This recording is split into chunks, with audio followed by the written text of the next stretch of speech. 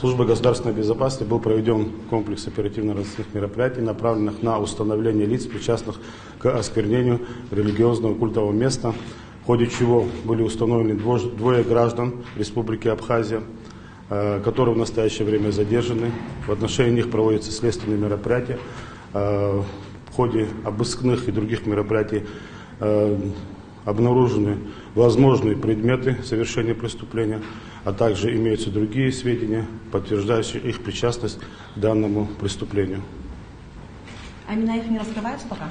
Ну, в настоящее время имена мы их назвать не можем, но, скорее всего, в ближайшее время вы о них услышите. Какой их возраст этих? Ну, возраст порядка от 40 и выше лет.